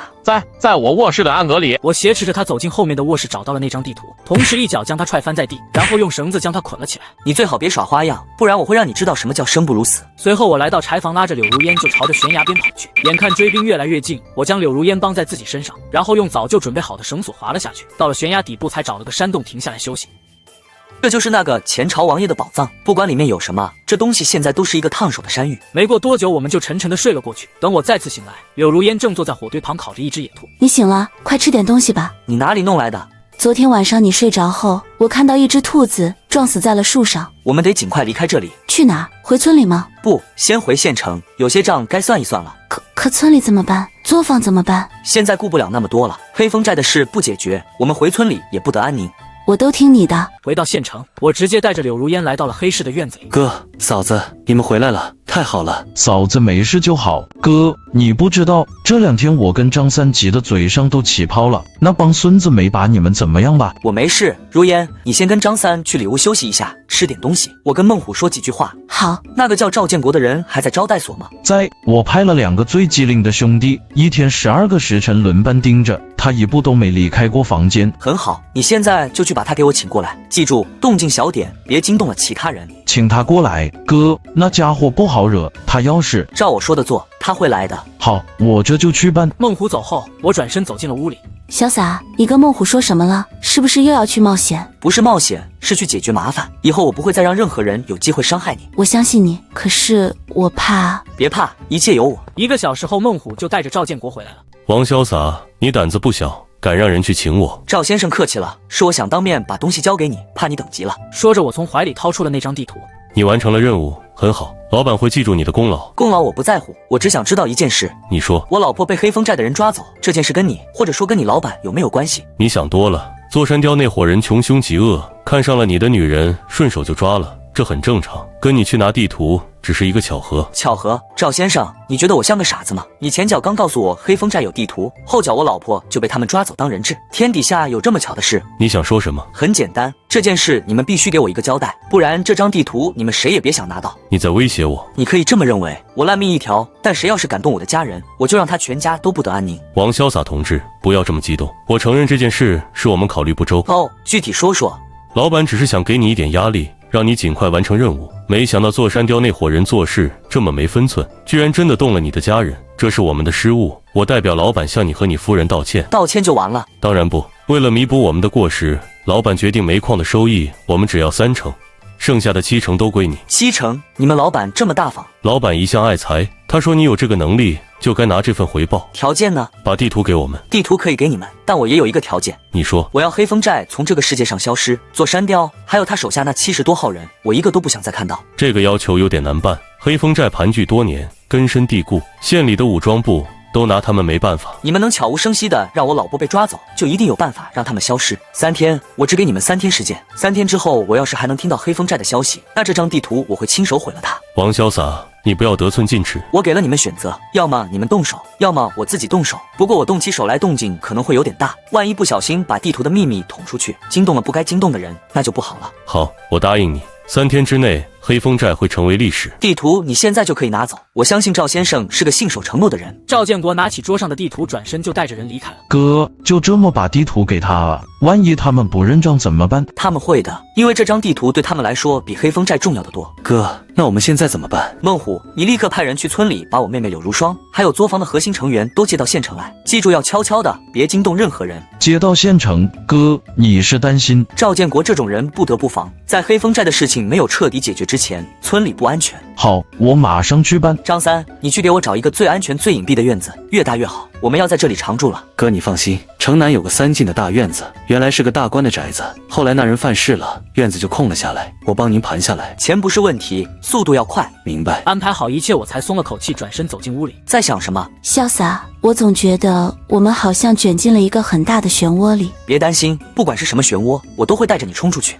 我们以后还能回到村里过安稳日子吗？会的，等我把所有麻烦都解决了，我们就回去买更多的地，盖更大的房子，你想做什么就做什么。好，2天后，孟虎就把人都接到了县城，张三也把城南的大宅子给盘了下来。我把作坊全部交给了柳如烟和柳如霜打理。第3天傍晚，孟虎收到了黑风寨的消息。哥，黑风寨真的没了？怎么回事？听说是昨天夜里山寨里突然起了大火，火势大的根本没法救。等今天早上县里派人去看的时候，整个山寨都烧成了一片白地，里面的人一个都没跑出来。70、80号人，还有30多条枪，就这么没了，这也太干净利落了吧？他们有这个实力，老板的力量比我想象的还要恐怖。他们能一夜之间抹平黑风寨，就能一夜之间抹平我。地图已经交出去了，我现在对他们来说还有利用价值吗？就在这时，柳如霜慌慌张张的从外面跑了进来。姐夫，不好了，纺织厂出事了。慢慢说，怎么了？今天早上厂里突然来了好多穿着制服的人，把厂子给封了，还把我们送去的那批货全都扣下了。封了？谁给他们的胆子？听说是省里来的调查组，说我们纺织厂偷税漏税，产品质量有问题，要停业整顿。我还没说话，孟虎的电话就响了。接完电话，他的脸色变得无比难看。哥，不只是纺织厂，我们黑市的好几个厂子，还有煤矿那边全都被查了。带队的是省里商业厅的一个副厅长。省里商业厅，这是冲着我来的？肯定是赵建国那帮人在背后搞鬼，他们拿到地图就翻脸不认人了。哥，现在怎么办？对方是省里的大官，我们斗不过啊。他们只是查封，没有抓人，说明事情还有回旋的余地。那我们怎么办？总不能坐以待毙吧？孟虎，你立刻去把我们所有的流动资金都集中起来。张三，你去联系一下省城的关系，我要知道那个副厅长的所有信息。姐夫，那你呢？我去会会他们。到了县纺织厂，我带着孟虎直接越过警戒线走了进去。站住！这里是调查组办案，闲人免进。我叫王潇洒，是这家厂子的负责人，我要见你们管事的。现在这里我们说了算，回去等通知吧。让你们副厅长出来见我。就在这时，一个中年男人从厂区里快步走了出来。谁在这里大呼小叫？我。你就是王潇洒？是我。你是？省商业厅吴斌。吴厅长，我的厂子犯了什么法，要这么大阵仗？偷税漏税，产品以次充好，扰乱市场秩序，哪一条不够你们喝一壶的？证证据呢？证据我们自然会查，现在请你配合调查，不要妨碍公务。可以，不过我要跟一个人谈。谁？赵建国。我不认识你说的人。是吗？那看来吴厅长是解决不了问题了。孟虎，去把兄弟们都叫过来，告诉他们有人要砸我们的饭碗，今天谁也别想从这个大门里走出去。王潇洒，你想干什么？冲击国家机关，这是重罪。罪名不是你一句话就能定的。我只知道我手下的几百号工人要吃饭，村里几十户人家指着作坊过活，你们一句话就断了所有人的生路，连个说法都不给，那我只能用自己的办法来讨个说法。就在这时，赵建国从厂区里缓缓走了出来。王潇洒同志，火气不要这么大嘛。吴厅长，这里交给我吧，你先去忙。闻言，吴斌狠狠瞪了我一眼，快步离开了。我们谈谈。走吧。我跟着他来到了原来的厂长办公室。尝尝省城带来的好茶。赵先生，有话就直说，我不喜欢绕弯子。王潇洒，你是个聪明人，应该知道老板的手段。地图到手，你的利用价值就没那么大了。现在收回你手里的产业，是敲打，也是警告。警告我什么？警告我安分守己，把吃进去的都吐出来。可以这么理解，老板欣赏你，但也不喜欢不听话的棋子。你之前要挟我们解决黑风债，已经触碰到底线了。所以这就是你们的交代？过河拆桥？不是过河拆桥，是让你摆正自己的位置。纺织厂、煤矿、黑市这些东西你吃不下。赵先生，你是不是觉得你们已经赢定了？难道不是吗？人证物证我们都准备得很齐全，随便哪一条都能让你在里面待上10年8年。你的家人，你的兄弟，我们想什么时候动就什么时候动。是吗？说着，我从怀里掏出一张纸推到他面前。赵建国只看了一眼，脸色就彻底变了。你复制了地图？不是，你拿走的那张是复制的，这张才是真的。你什么意思？意思很简单，我从黑风寨拿到的地图，从一开始就觉得有问题，所以我找人仿了一张给了你。真的，这张我一直带在身上。我不信。你们大可以拿着那张图去找，看看最后能找到什么。不过我提醒你，那张图上我稍微改了几个地方，万一你们的人按照图上的标记挖下去，挖出来的不是宝藏，而是几百斤的炸药，那乐子就大了。你敢？你看我敢不敢？我烂命一条，可你们老板不一样，他费了这么大劲，死了这么多人，不就是为了图上的东西吗？现在东西就在我手上，你说是你老板的命金贵，还是我的厂子更重要？你想要什么？第一，立刻解除对我所有产业的封锁，公开道歉，恢复我的名誉。可以。第二，省城商业厅的吴厅长，我不希望再在县里看到他。你不要太过分。过分吗？他想让我死，我只是让他挪个位置，已经很仁慈了。这件事是你或者你老板办，还是我自己动手？好，我答应你。还有呢？第三，也是最重要的，我需要一个保证。什么保证？保证以后不会再有任何人用任何方式动我的家人和我的兄弟。今天的事是第一次，也是最后一次。如果再有下次，我保证这张地图会出现在他最不该出现的地方，比如省城军区司令的办公桌上。王潇洒，你在玩火？是你们先点的火。赵先生，把我的条件带给你老板，他会做出明智的选择。我只给你们1天时间。说完，我头也不回的就走出了办公室。哥，怎么样？回家等消息。果然，第2天上午，孟虎就带回了消息。哥，纺织厂、煤矿还有黑市的厂子全都解封了。哥，省里的吴厅长连夜被调走了，听说是平调到了一个清水衙门养老去了。一切都在意料之中。姐夫，这么说我们赢了？不算赢，只是暂时平手，他们还会再出手的。话音刚落，赵建国就提着一个木盒走了进来。王潇洒同志，老板让我来给你赔罪，之前的事情是个误会，让你和你的家人受惊了。这只300年份的野山参算是他的一点心意。心意我领了，东西拿回去。老板送出来的东西没有收回去的道理。另外，老板让我给你带句话，说他说地图的真假，他会派人去验证，在验证结果出来之前，他希望我们能合作愉快。我也希望。老板还说他很欣赏你的能力，县城这个小地方困不住你，他想请你去省城发展。去省城？对，省里最近要成立一个新的经济开发区，老板希望你能去担任副总指挥，主管所有的基建和招商工作。这是打一巴掌给个甜枣，先是用雷霆手段打压我，现在又想用高官厚禄收买我，这个老板到底想干什么？这是个千载难逢的机会，到了省城，你的舞台会比现在大10倍、100倍，你手里的资源能发挥出更大的作用。我需要付出什么？你只需要做你擅长的事，把开发区建起来，把经济搞上去。当然，作为回报，开发区30%的股份会记在你的名下。听起来很诱人。这不是诱惑，是事实。老板很有诚意，我考虑一下。好，我明天等你的答复。送走赵建国，孟虎和张三立刻围了上来。哥，不能去，这绝对是个圈套。省城是他们的地盘，你去了就是龙潭虎穴。是啊，哥，开发区副总指挥听着风光，实际上就是个烫手山芋。省里多少人盯着那个位置，你一个外人过去，肯定会被他们生吞活剥了。如烟，你觉着呢？潇洒，你去哪儿我就去哪儿。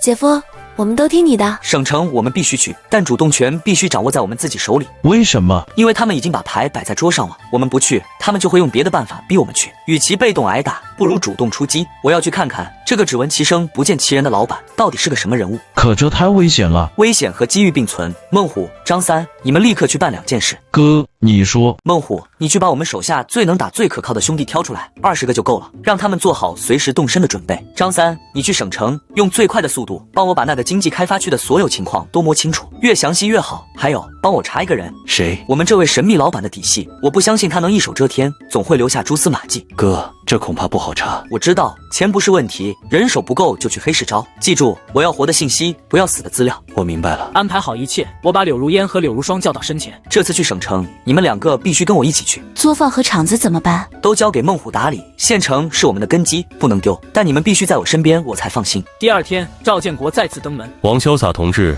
考虑的怎么样了？我答应你，不过我有一个条件。你说。我要带我的家人和我的团队一起去，他们所有人的安全你们必须保证。没问题，老板已经替你们在省城安排好了住处，一个独立的大院，安保绝对一流。好，什么时候出发？越快越好。开发区那边已经挂牌了，很多工作等着你去做。那就3天后。3天后，我们被赵建国派的车子接到了省城一处大院内。王总指挥，一路辛苦，欢迎来到省城。我的人和家人都住在这里。当然，3进3出的大院子绝对够住，里面的家具、水电都是现成的。老板特意交代，一定要让王总指挥有宾至如归的感觉。我更喜欢把命运攥在自己手里的感觉。王总指挥还是这么风趣，请吧。开发区的同事们可都等着您去开会呢。不急，让我的人先进去安顿好。另外，派人把孟虎送回县城，县里不能没人。这有问题？没问题，我马上安排车。哥，这里的人看咱们的眼神不对劲，跟看笼子里的畜生一样，你千万要小心。我知道，县里的摊子你看好，纺织厂和作坊不能出乱子。煤矿那边让兄弟们先停一停，等我消息。哥，你放心，谁敢在县里动咱们的根，我让他拿命来换。送走孟虎，我带着姐妹俩和20个兄弟走进了大院。姐夫，这里怎么跟个监狱似的？放心，这里很快就是我们的地盘，想把我圈起来没那么容易。王总指挥，这里的安保是省里最好的，毕竟开发区的工作得罪人，您的安全最重要。替我谢谢老板。会什么时候开？现在就可以出发。开发区管委会设在市郊的一栋3层小楼里，会议室里已经坐了7、8个人，看见我进来后，全都用异样的眼神盯着我。各位，我来介绍一下，这位就是老板亲自任命的开发区常务副总指挥王潇洒同志，以后开发区的所有具体工作都由王总指挥负责。赵秘书，这位王总指挥也太年轻了吧？开发区的工作千头万绪，可不是什么人都能担得起来的。周主任，王总指挥的能力是老板亲自认可的，你有什么意见可以跟老板去提。周主任冷哼一声，没再说话。我不管你们以前是谁的人，也不管你们心里有什么想法，从今天起，开发区我说了算。谁要是跟我耍心眼，拖我后腿，就别怪我把他从这里扔出去。话音刚落，会议室的门突然被人一脚踹开。谁是管事的？给老子滚出来！龙四爷，您怎么来了？有话好好说，别动气。好好说，老子开发的工地你们说停就停了，还查封了老子的建材。今天不给老子一个说法，你们这破楼我给他拆了。王总指挥，这事归你管。刚来就要给我下马威，太小看我了。你的工地是我叫停的，建材也是我让人封的。你谁呀？开发区王潇洒。没听说过，小子，你知不知道这片地是谁罩着的？敢动老子的东西，你活腻了。我不管你背后是谁，现在这片地归我管。你的建材以次充好，钢筋比别人细一半，水泥标号也不对，我没直接把你抓起来是给你面子。面子？老子在省城混的时候，你还不知道在哪玩泥巴呢，给我面子，你配吗？说着，他身后一个小弟直接抄起一把椅子朝我砸了过来，我侧身躲过，一脚将他踹飞了出去。还敢动手？兄弟们，给我废了他！龙四，我给你的机会，把你吃进去的东西全都吐出来，然后滚出开发区，不然今天你们谁也走不了。你吓唬我？你知道我姐夫是谁吗？我不想知道。好了好了，都是误会。龙四爷，王总指挥也是刚来，不了解情况。这样，工地的封条我们先解了，建材的事儿我们再慢慢查，您看怎么样？晚了，今天不把这小子2条腿打断，我龙死以后还怎么在省城混？看来你是选择第2条路了。说着，我直接从腰间拔出了那把短刀。你想干什么？这里是管委会，我现在就教教你，在我的地盘上该怎么守规矩。王潇洒，够了，你想把事情闹大吗？是你们想把事情闹大，他要我的腿，我就要他的命，很公平。老板让你来是建设开发区的，不是让你来杀人的。建设开发区就得先把垃圾清理干净。眼看我就要动手，张三却突然从门外跑了进来，在我耳边低语了几句。听完后，我才收起了刀。龙四，你姐夫是建委的张主任吧？听说他最近手头有点紧，连儿子的留学费用都快交不起了。你怎么知道？我还知道你工地上那批不合格的建材就是他帮你弄进来的，你拿6成，他拿4成，这事要是捅出去，你说他这个主任还能不能干下去？现在我再给你一次机会，带着你的人滚。龙四咬了咬牙，最终还是带着人灰溜溜的离开了。王总指挥，好手段。彼此，赵秘书安排的这出戏也很精彩。说完，我直接走出会议室，回到了大院里。哥，开发区的水比我们想的还要深。那个龙四只是个摆在明面上的小角色，他背后牵扯到市里好几个部门，周主任那些人个个都有背景。老板的底细呢？查到一点眉目，他不是省城本地人，10几年前突然发迹的，没人知道他的真名叫什么，道上的人都叫他先生。他很少露面，所有事情都由赵建国出面。就这些？还有一个重要的线索，他每年都会去一趟京城，在一个固定的时间去拜祭一个人，但具体是谁查不到。看来他的根在京城，我知道了，你继续查。另外帮我准备一份厚礼，我要亲自去拜访一下市建委的张主任。哥，你这是要……敌人的敌人就是朋友。那个张主任虽然贪，但也是条可以利用的狗，我要让他帮我咬人。3天后，我带着一箱大团结来到市建委主任办公室里。王总指挥，你这是什么意思？没什么意思，就是想跟张主任交个朋友。开发区以后还有很多工程，需要张主任多多关照。好说好说，龙氏那个不成绩的东西给你添麻烦了，我已经教训过他了。张主任，明人不说暗话，龙四是你的人，但开发区现在是我的地盘，他想在这里发财可以，但得按我的规矩来。那是自然。我要开发区所有工程的承建权，你手下那些工程队，我可以让他们进场，但利润我要70%。70%？你这胃口也太大了。不大，剩下的30%也够你儿子在国外逍遥快活了，而且我还能保证你这个位置坐得更稳。说着，我将一份文件推到他面前，这是开发区周主任他们几个贪污的证据，你把它交上去，不仅能除了异己，还能在领导面前立功，到时候市建委你就是一手遮天。你到底是什么人？一个能让你更上一层楼的人。好，我答应你，以后在省城，你王总指挥的事就是我张某人的事。从建委出来，我直接回了开发区。当天下午，市纪委的人就带走了周主任等5名管委会干部，我则趁机将自己的人安插进了各个关键岗位。王潇洒，你到底想干什么？你把管委会的人都弄走了，开发区的工作谁来做？当然是我的人来做。赵秘书，我这是在帮你老板清理门户，他应该感谢我才对。你这是在夺权。赵秘书，饭可以乱吃，话不能乱说。我只是想让开发区的工作更有效率而已。不信你1个月后再来看。闻言，赵建国只能愤愤离去。王总指挥，1号工地的地基已经全部完工，比原计划提前了10天。2号和3号工地的招商引资也基本敲定，都是省里有头有脸的大厂子。进度再催一催，告诉下面的人，这个月奖金翻倍。好嘞，有您这句话，那帮小子还不得玩了命的干。张主任刚走，张三就从外面走了进来。哥，都安排好了，咱们的人已经彻底把开发区这边的安保接管了。另外，那个先生的底细又查到了一点东西，说他好像姓白。20年前，京城有个姓白的大家族，一夜之间满门被灭，只有个旁系的年轻人逃了出来，时间点对得上。白家？对，而且我还查到他这些年一直在找一样东西，好像是他们白家的传家宝，一枚印章。不是为了宝藏，是为了印章。这东西比金银财宝更重要。就在这时，赵建国也走了进来。王总指挥，真是日理万机啊！赵秘书，稀客，今天怎么有空到我这小地方来？老板想见你。哦，他老人家终于肯露面了。老板说，开发区的工作你做得很好，他很满意，想亲自为你庆功。庆功就不必了，有什么事赵秘书传达就行。王潇洒，老板的耐心是有限的，车就在楼下。好，那就去见你。很快他就把我带到了郊区的一座私人园林。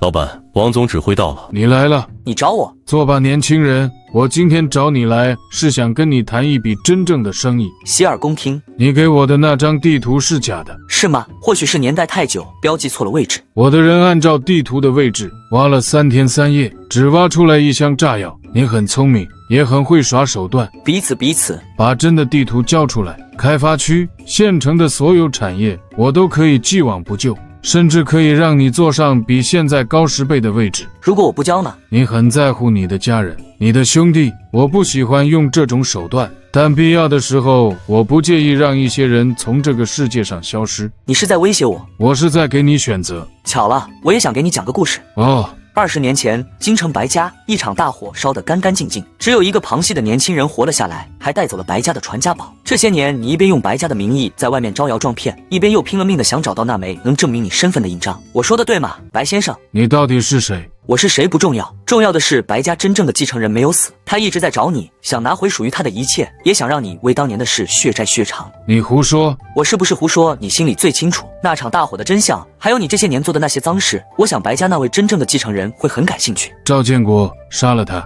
现在就动手，把他给我剁碎了喂鱼。然而赵建国却站在原地没有动。你聋了吗？我让你杀了他。老板，时代变了。你想造反？不是造反，我只是觉得您老了，该退休了。话音刚落，园林四周突然涌出几10个手持武器的男人。你早就准备好了。跟着您这么多年，总得为自己的将来做点打算。您放心，白家的事我会替您处理干净，至于您就在这里安享晚年吧。老人被气得吐出一口鲜血，晕了过去。赵建国直接让人将他拖了下去。王总指挥，现在我们可以重新谈谈了。你想谈什么？很简单，交出真的地图，还有白家那个所谓的继承人，我让你安安稳稳的做你的开发区总指挥，甚至这个省我都可以分你一半。听起来你比你老板大方多了。他老了，胆子也小了，成不了大事。但我们不一样，我们还年轻。如果我不交呢？王潇洒，别给脸不要脸，我能把他扳倒，就能让你消失。你以为你那点关于白家继承人的鬼话能唬住我？你可以试试，看看我死了之后，京城会不会有人来找你喝茶？你真以为我不敢动你？你不敢，因为你刚刚才坐上这个位置，根基不稳，杀了我会引起太大的动静。最重要的是，你怕我说的都是真的，你怕那个所谓的继承人手里有比地图更重要的东西。你到底想要什么？我要带我的人离开省城，回县里。从此以后，你走你的阳关道，我过我的独木桥，我们井水不犯河水。放你走，放虎归山。你可以选择不放，那我们就赌一下，看谁的命更硬。好，我答应你。不过地图必须留下。我直接从怀里掏出那张真的地图，扔在了他面前的石桌上。东西给你，希望你信守承诺。我的人会送你们出城。我没有再多说，转身就走出了园林，回到大院。柳如烟和柳如霜立刻迎了上来。潇洒，怎么样？没事了，收拾东西，我们回家。回家？回县里吗？对，回我们的家。说着，我又把孟虎留下的20个兄弟召集到一起。各位兄弟，这次来省城辛苦大家了。现在事情办完了，想回县里继续跟着我干的，我欢迎；想留在省城自己发展的，我给安家费。潇洒哥，我们都跟你回县里，省城再好也不是咱们的家。好，今天晚上我请大家喝酒。当天赵建国就派车把我们一行人送回了县城。哥，你可算回来了。哥，我就知道你肯定能搞定。先回家。回到城南的大宅，看着熟悉的一切，所有人都松了一口气。终于回来了。对，回来了。以后谁也别想再把我们从自己家里赶走。说着，我看着孟虎和张三。县里的情况怎么样？哥，你放心，纺织厂和作坊的生意比以前还好，煤矿那边也按照你的吩咐暂时停了。不过兄弟们都看着，没人敢去乱动。哥，你不在的这段时间，县里风平浪静，没人敢找麻烦。好，孟虎，你手下的兄弟这次都辛苦了。从今天起，纺织厂的安保还有煤矿的运输队都交给他们负责，工资翻3倍，另外每人再发100块安家费。哥，这太多了。不多，他们拿命跟我去省城就值这个价。张三，黑市那边你费心了，以后县里所有的生意利润你拿30%。哥，这可使不得，你的事就是我的事，一码归一码，这是规矩。你们先去忙吧，让我跟我媳妇好好说说话。两人离开后，我拉着柳如烟和柳如霜的手走了进屋里。这段时间苦了你们了。不辛苦。对，姐夫，只要我们一家人在一起就不苦。对，一家人在一起，以后再也不会分开了。明天我们就把村西头那片地都买下来。都买下来？对，不光是地，还有那座山，我要在那里盖一座庄园，盖我们真正的家。接下来的日子，我把所有的精力都投入到了建设新家和发展县里的产业上。强叔，我想出钱把村里通往县城的路修一修。那可是个大工程，得花不少钱。钱不是问题，路修好了，村里的东西运出去方便，大家的日子也能更好过。潇洒，你真的不一样了。1个半月后路就修好了，全村人跟过年一样高兴。潇洒兄弟，以后你就是我们村的大恩人。狗蛋哥，别这么说，我也是村里的一份子，为大家做点事是应该的。与此同时，村西头山脚下的庄园也已经建成，我摆了整整100桌流水席宴，请了所有帮过我的人，还有全村的乡亲。哥，我敬你一杯，要不是你，我孟虎现在还是个亡命徒。哥，我也是，以后你指哪我们打哪。说这些干什么？我们是兄弟。这时王国强也带着张村长走了过来。潇洒同志，我代表全村人感谢你，你为村里做的一切大家伙都记在心里了。张村长客气了。酒过3巡，我回到了内院。柳如烟和柳如霜正坐在石凳上看着满天的星星。潇洒，我到现在还觉得跟做梦一样。是啊，姐夫，我们真的有这么大的家了。这不是梦，以后我们的日子会比这还好。说着，我指向不远处灯火通明的纺织厂和作坊。看到那些了吗？那都是我们的。以后我们还要有自己的车队、自己的商场，把生意做到省城，做到京城去。潇洒，我不想去京城，我就想守着这个家，给你生2个大胖小子。姐姐，你说什么呢？好，那就生2个，不，生1个足球队。夜色渐深，庄园里的喧嚣渐渐散去，我牵着他们的手在院子里慢慢走着。我以前总觉得拳头硬才是道理，现在才明白能让家人过上好日子才是最大的道理。潇洒，有你真好。我看着他们笑了笑，这世间的纷扰和恩怨似乎都随着这晚风散去了，剩下的只有这触手可及的幸福和安稳。